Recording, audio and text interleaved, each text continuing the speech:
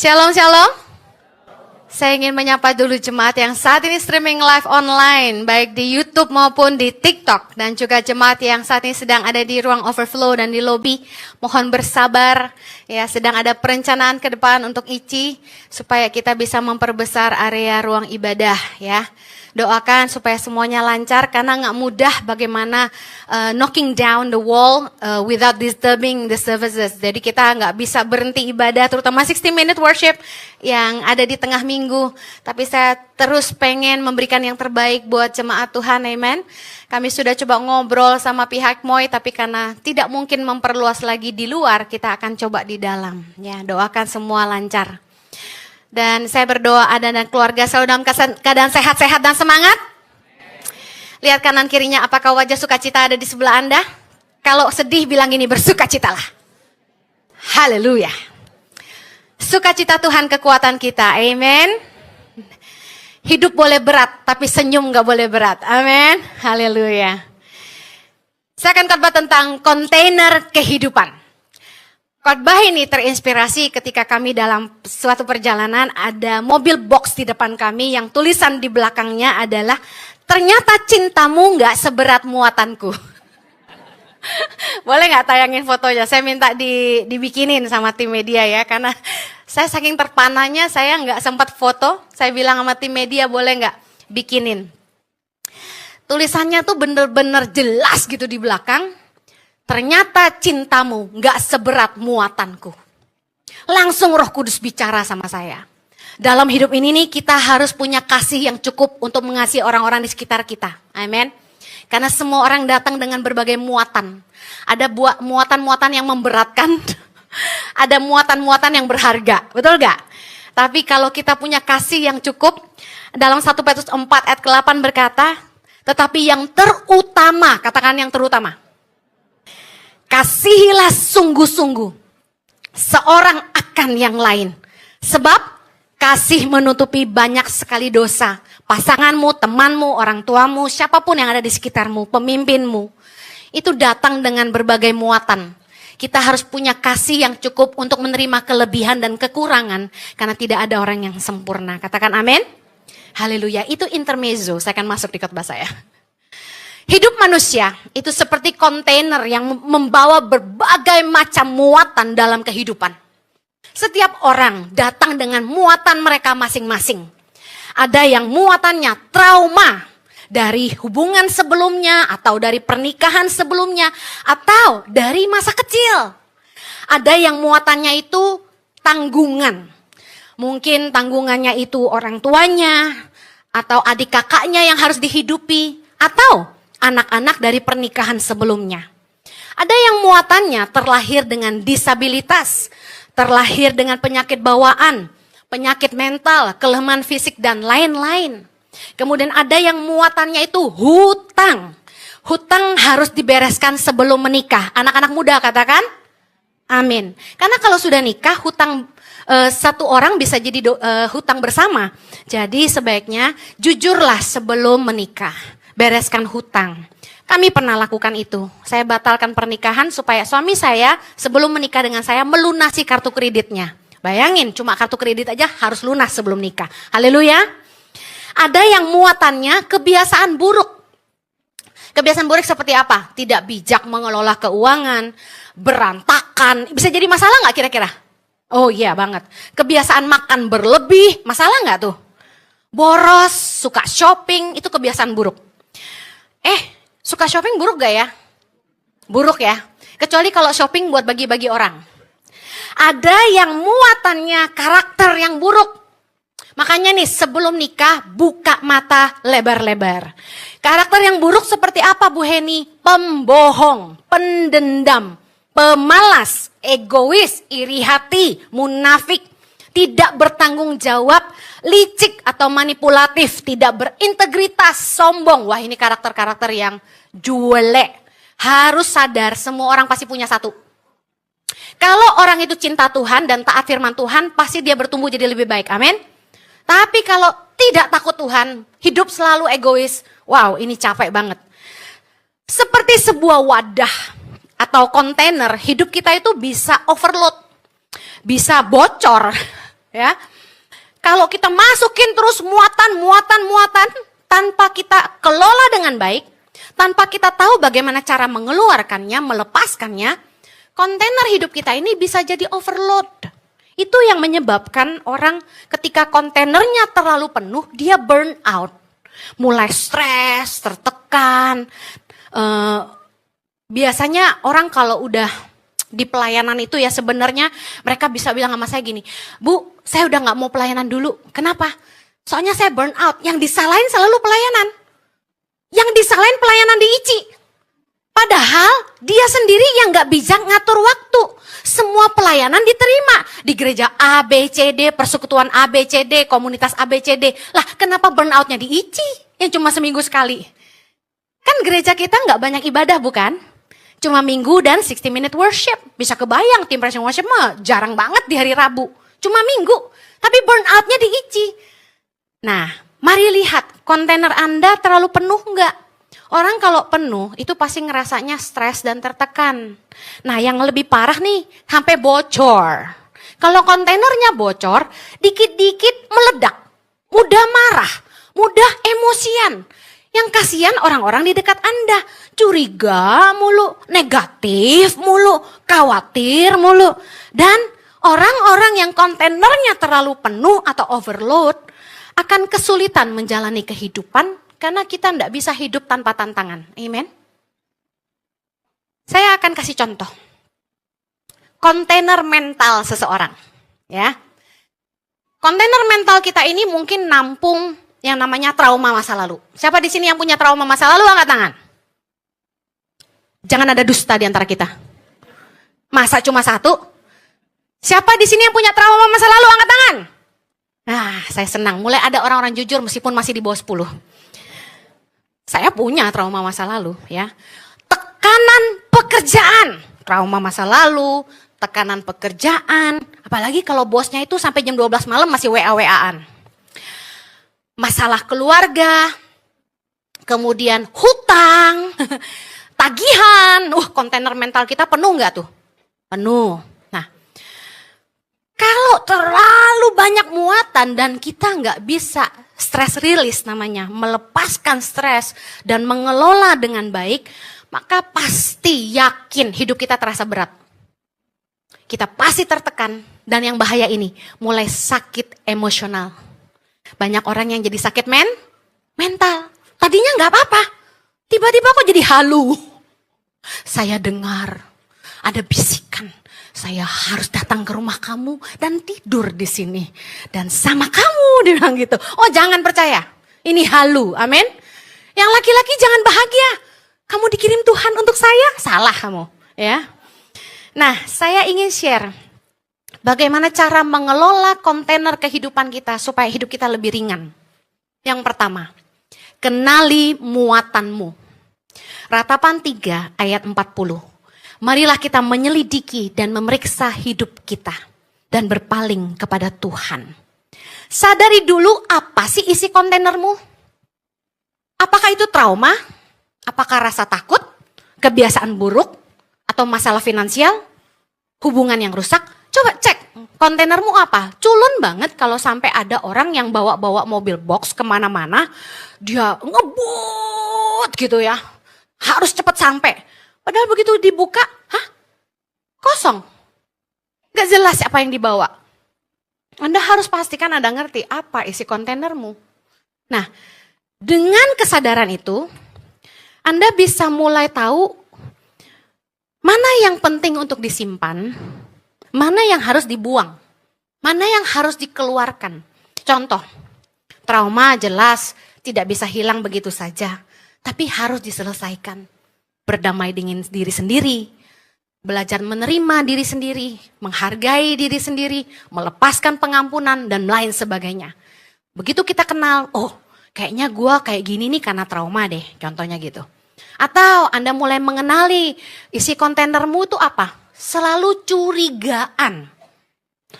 Kenapa ya aku suka ada curiga? Mulai dicek isi kontainernya.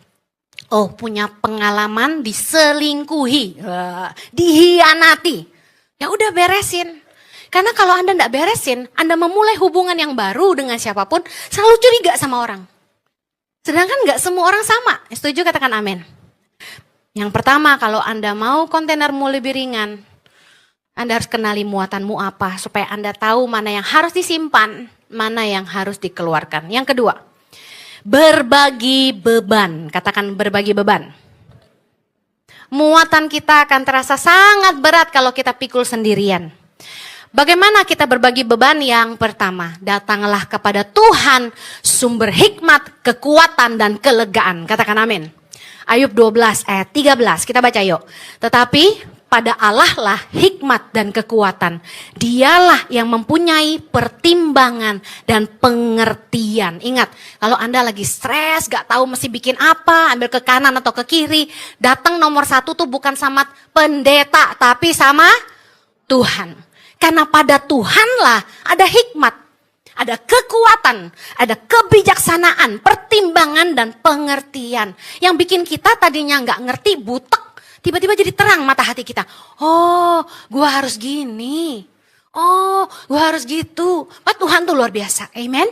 Bahkan saya teringat dalam Matius 11 ayat 28. Yesus berkata, marilah kepadaku yang semua yang letih lesu dan berbeban berat. Aku akan memberi kelegaan kepadamu. Anda gak akan bisa lega hanya karena party-party. Anda gak akan bisa lega hanya dengan mabuk-mabuk. Anda gak akan bisa lega kalau Anda main judi. Malah yang ada Anda nambah utang. Anda gak bisa lega hanya dengan liburan aja. Anda gak bisa lega kalau bukan itu datang sama Tuhan. Yesus bilang, datanglah kepadaku semua yang letih lesu dan berbeban berat, aku akan memberikan kelegaan. Makanya datang yuk ke 60 Minutes Worship tiap hari Rabu jam 19.30 di tempat ini. Itu penyembahan yang kita naikkan 50 menit. Dan khotbah di akhir hanya 10 menit saja. Itu betul-betul the best of the best menurut saya. Personally, saya ya minta suami saya bikin ibadah itu. Saya yang desain formatnya. Dan saya menyadari kita butuh hadirat Tuhan yang menyegarkan, menguatkan, dan memulihkan kita. Amin. Dan waktu kita ngalamin ketemu Tuhan, itu benar-benar roh Tuhan tuh bisa ngasih hikmat. Dan yang paling pasti gini, waktu kita nangis tumpah-tumpah, pulang tuh lega. Dan hadiratnya yang menjamah kita itu sungguh-sungguh kekuatan. Pulang tuh refresh, renew. Makanya ibadahnya dibikin Rabu. Karena kalau Anda hari Minggu udah semangat, Senin masih kuat sedikit, Selasa mulai kendor sedikit, Rabu dikuatin lagi. Haleluya. Katakan kanan kirimu, jangan lupa datang 60 Minute Worship. Ya. Haleluya. Sekalian promosi ibadah teman-teman. Nah, berbagi beban yang kedua, itu ceritakan sama orang yang kamu percaya. Teman, keluarga, atau kaum profesional seperti psikolog atau konselor gereja. Gereja ICI memberikan pelayanan konseling secara cuma-cuma sejak pandemi sampai hari ini. Puji Tuhan, ribuan orang ditangani setiap bulan. Anda yang butuh dilayani lewat konseling, ada call center kita. Di belakang itu ada teman-teman yang siap melayani waktu Anda keluar. Nah, Anda butuh berbagi. Tapi ingat, Anda harus datang sama orang yang bijaksana dan takut akan Allah. Kalau lagi berbeban berat, jangan datangnya ke teman-teman yang gak kenal Tuhan. Jangan datang sama teman-teman yang gak takut akan Allah. Oh, ngomongnya gampang, cerai aja. Lu perlu bayar utang, utang lagi aja. Diajarin judi aja. Yang ngeboten-boten.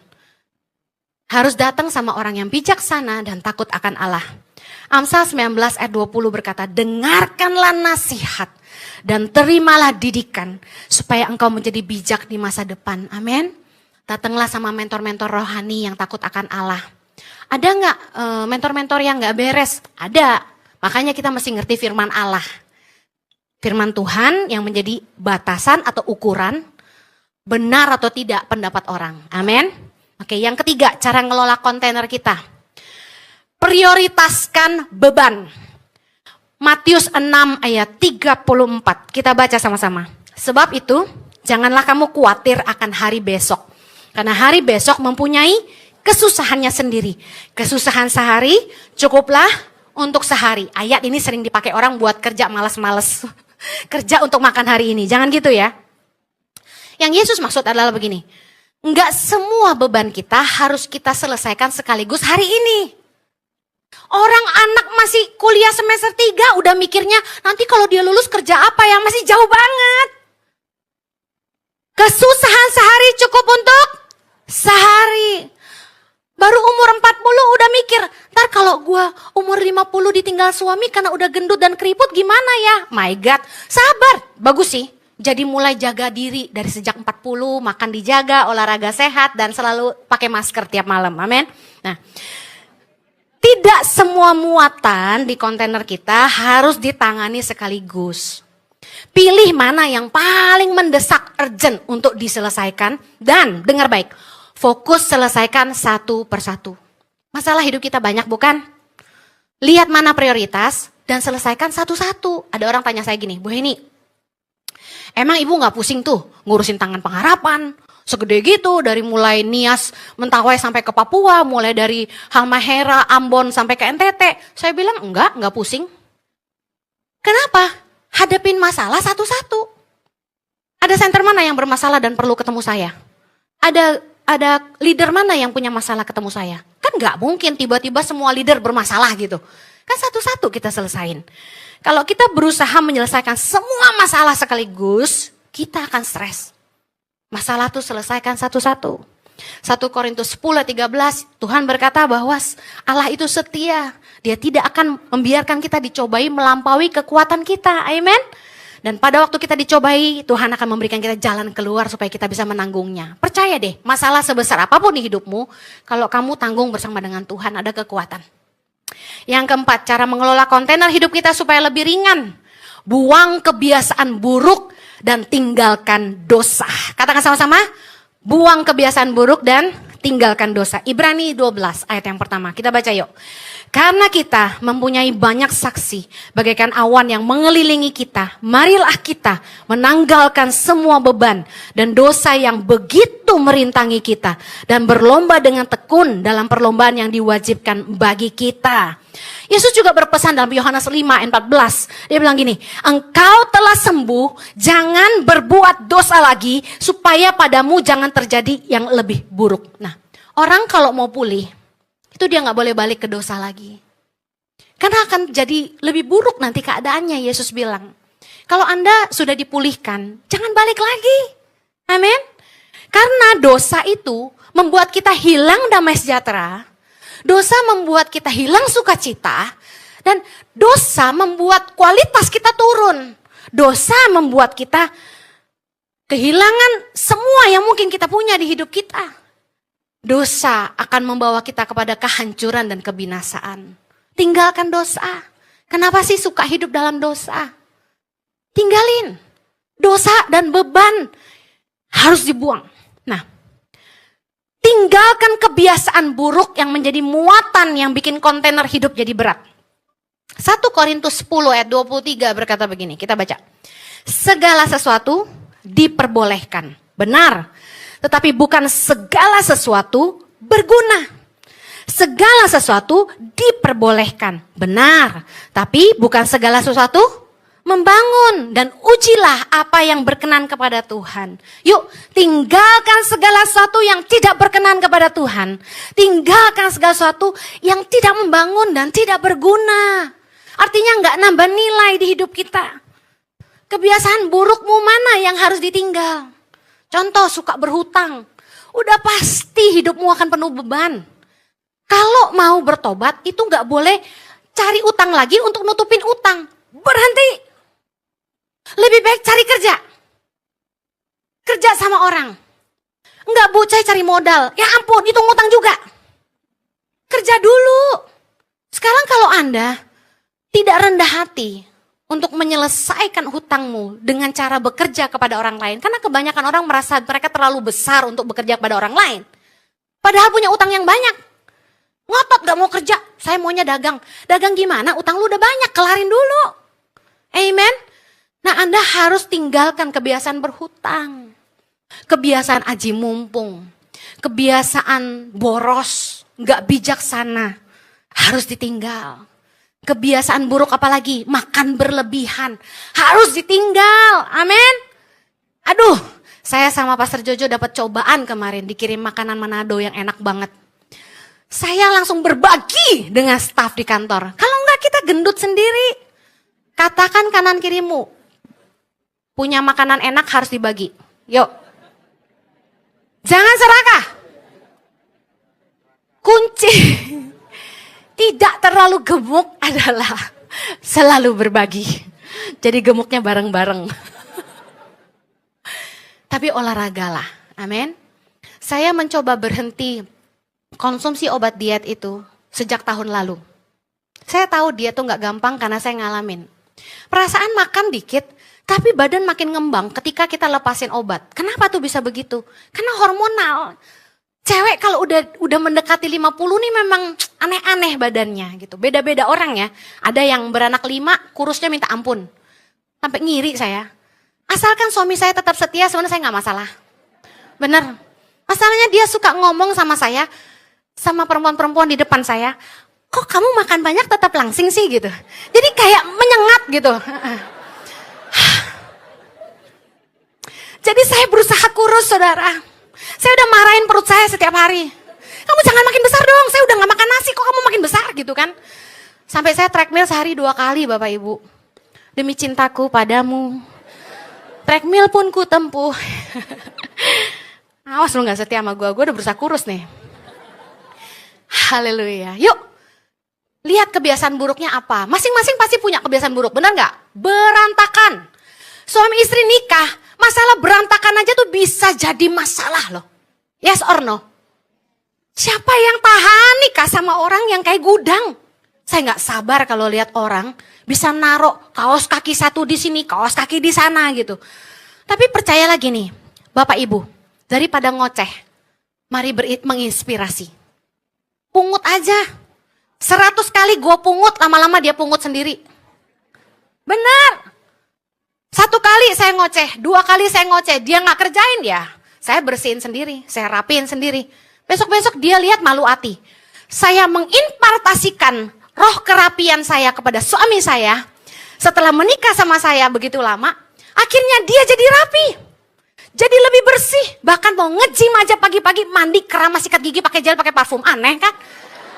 Saya aja gak gitu loh. Masya Allah. Nah, mari buang kebiasaan buruk dan mulai berubah. Berubah lebih positif, olahraga, gaya hidup sehat. Cari hobi itu yang menenangkan. Jangan cari hobi yang menegangkan. Ada orang yang, gue pengen me time. Ngapain lu kalau me time nonton film horor? Saya langsung kaget. Gue ya kalau mau santai ya, di kursi pijit nonton Netflix yang hahaha. Liatin reels yang lucu-lucu, yang ada hansip jalannya gini. Lihat ada TNI yang lagi jalan di tempat gerak. Lucu banget gitu kan. Oh saya ngakak sendiri. Kata suami saya, enggak berkualitas tontonanmu. Saya bilang, menyegarkan jiwa murah meriah, amin. Sekali-kali doang kalau lagi ngantri naik pesawat, boring kan. Ketawa-ketawa sendiri gitu loh, melepaskan beban dan dosa yang merintangi. Saudara dengar, cari hiburan, cari istilahnya hobi tuh yang menenangkan. Katakan menenangkan. Beda dikit nih, jangan yang menegangkan. Naik jet coaster, Bu Heni, lega gua. Kok bisa sih? Yang ada tuh kan nakut-nakutin diri sendiri, jantungan saudara. Yang kelima, cara mengelola kontainer hidup supaya lebih ringan. Belajar melepaskan, katakan melepaskan. Yesaya 43 ayat 18 berkata, janganlah ingat-ingat hal-hal yang dahulu. Dan janganlah perhatikan hal-hal yang dari zaman purbakala. Lupakan yang udah lalu, amin. Nah Filipi 3, aku melupakan apa yang ada di belakangku dan mengarahkan diri kepada apa yang di depanku. Yuk belajar melepaskan hal-hal yang kita gak bisa kontrol. Belajar melepaskan hal-hal yang di luar kendali kita. Contoh, Anda gak bisa ngerubah pasanganmu. Itu di luar kontrolmu. Mau marah kayak apapun, percayalah manusia sulit berubah kalau bukan karena kesadaran sendiri dan atas kuasa Allah. Lepaskan hal-hal yang Anda tidak bisa kontrol, hal-hal yang sudah lalu. Contoh, memaafkan dirimu sendiri atas kesalahanmu di masa lalu. Jangan isi kontainermu dengan penyesalan dan penyesalan. Semua orang bikin salah yang udah lewat-lewat. Amen. Ampuni dirimu sendiri dan kasih kesempatan buat diri sendiri. Yang berikutnya, ampuni orang lain. Jangan isi kontainer kita dengan dendam kesumat. Iri hati, kedengkian, jangan. Ampuni kesalahan orang lain. Karena Yesus bilang dalam Matius 6, karena jikalau kamu mengampuni kesalahan orang, Bapamu yang di sorga akan mengampuni kamu juga. Tapi jikalau kamu tidak mengampuni orang, Bapamu juga tidak akan mengampuni kesalahanmu. Yuk, lepaskan yuk. Dendam, kemarahan, kebencian, kepahitan, penyesalan. Lepaskan. Yang mau katakan amin. Yang keenam, cara mengelola kontainer hidup lebih ringan. Miliki waktu untuk beristirahat. Markus 6 ayat 31 kita baca sama-sama. Lalu ia berkata kepada mereka, marilah ke tempat yang sunyi supaya kita sendirian dan beristirahatlah seketika. Bayangin, Yesus aja, Raja, anak Allah dan Allah pribadi Allah sendiri butuh istirahat. Itu yang membuktikan dia 100% manusia. Nah, Yesus bisa capek dan itu normal. Jadi bisa capek tuh normal. Cuma suami saya yang gak punya tombol capek. Gak pernah saya lihat dia capek. Gak punya tombol capek itu bahaya. Karena orang kalau gak ngerti badannya capek, gak akan istirahat. Tiba-tiba nanti jantungnya, ginjalnya. Kita harus ngerti rasa capek. Amin? Amin Pak Jojo? Yes.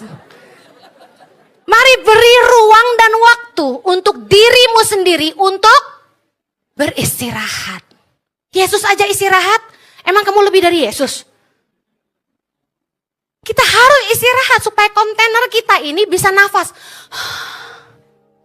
Pernah nggak Anda membiarkan mukamu istirahat?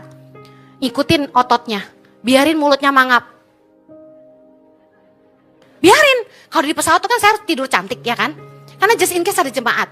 Karena pramugari pun kenal saya. Jadi saya tidur cantik. Tegang muka gue. Padahal kalau istirahat tuh ya. Membiarkan semuanya bernafas. Nah, istirahat tuh gimana? Tidur cukup. Jangan begadang terus. Katakan kanan kirimu, jangan begadang terus. Cepat koit loh gitu. Terus pergi liburan. Nah, pergi liburan bukan kerja. Liburan. Beda kalau Jojo Henny bawa grup ke Israel, Turki dan lain-lain. Itu kerja saudara. Ya, liburan. Nah, ingat tujuan liburan itu melepas beban. Katakan melepas beban. Karena itu jangan nambah beban. Gimana cara nambah beban? Liburan yang mahal-mahal, yang over budget, gesek kartu kredit. Orang-orang duwe wis gak usah kemana-mana, turun nang rumah, nonton aja di TV. Amin. Potato couch, di kamar, di sofa, liburan. Itu liburan namanya. Melakukan hal yang Anda nikmati. Bahasanya me time. Saya sama Jojo tuh selalu memberi ruang kepada satu sama lain untuk sendirian. Makanya istri-istri jangan terlalu ewet. Jangan terlalu cerewet. Bapak-bapak juga, karena ada laki-laki yang lebih cerewet dari perempuan. Bapak-bapak juga jangan terlalu cerewet. Penat. Aduh Masya Allah. Saya tuh kalau dengerin orang ngomong gak berhenti gitu ya. Saya langsung gini, stop. Aku sudah gak tahan. Berhenti. Di rumah kami, itu sunyi. Jojo di kamar sendirian. Dari pagi sampai malam. Baru malam bareng-bareng di atas. Tapi kami ketemu makan siang, makan malam gitu. Tapi masing-masing punya ruang. Saya di bawah, siapin firman. Bisa berjam-jam dari pagi sampai sore. Sekali-kali break, ngobrol sama anak. Kami memberi waktu. Itu kita perlu rest. Anda dikelilingi orang terus yang selalu demanding sama Anda. Yang pengen foto lah, yang pengen konselingnya. Lelah bos. Lelah banget. Harus selalu cantik, harus selalu pakai bulu mata. Capek bos. Jadi kita butuh rest, amin. Dan saya selalu memberi diri saya rest di dalam Tuhan. Datanglah kepadaku, kata Tuhan. Yang terakhir, cepet-cepet amat sih naik. Udah waktunya ya. Cara mengelola kontainer hidup supaya lebih ringan. Miliki support system. Kita perlu punya lingkungan yang sehat. Komunitas, makanya join Komici. Tanya kanan kiri, udah komsel belum? Ayo, kita butuh teman-teman yang sehat, mentor yang sehat, dan pastikan Anda butuh orang-orang yang bisa menolong Anda dengan problem di hidup Anda. Galatia 6 ayat kedua. Bertolong-tolonganlah menanggung bebanmu, demikianlah kamu memenuhi hukum Kristus. Ibrani 10 ayat 24 berkata, marilah kita saling memperhatikan, supaya kita saling mendorong dalam kasih dan dalam pekerjaan baik. Janganlah kita menjauhkan diri dari pertemuan-pertemuan ibadah kita. Tapi kita seperti dibiasakan oleh beberapa orang, tapi marilah kita saling menasehati. Semakin giat melakukannya menjelang hari Tuhan yang mendekat. Ingat, kita butuh komunitas yang sehat supaya iman kita bisa terus bertumbuh dan hidup kita berbuah. Kalau Anda sampai nggak punya komunitas yang sehat, segera bergabung di Komsel Komici. Saya akhiri. Hidup manusia seperti kontainer yang menampung berbagai muatan kehidupan. Kita harus rilis dan mengelolanya dengan baik. Gimana caranya? Saya ulangi, yang pertama, kenali muatanmu. Yang kedua, berbagi beban. Ingat, cari orang yang bisa dipercaya dan takut akan Allah. Yang ketiga, prioritaskan beban. Mana yang paling penting untuk diselesaikan dan selesaikan satu-satu. Yang keempat, buang kebiasaan buruk dan tinggalkan dosa. Yang kelima, belajar melepaskan pengampunan, melepaskan kebiasaan buruk dan lain-lain. Yang keenam, miliki waktu untuk istirahat. Yang ketujuh, miliki support system. Tuhan memberkati. Kita berdoa. Bapa di sorga, terima kasih untuk kebenaran firman-Mu. Kami berdoa agar hidup kami bisa lebih bijaksana. Kami bisa mengelola kontainer kehidupan kami.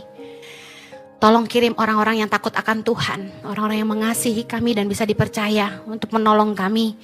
Dan juga kami mau datang kepada Tuhan, sumber kekuatan, sumber hikmat, dan sumber kelegaan kami. Terima kasih Tuhan. Kami mau mengampuni semua orang yang bersalah kepada kami.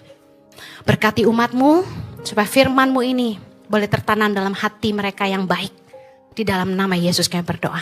Amen. Have a blessed Sunday. God bless you. Take care.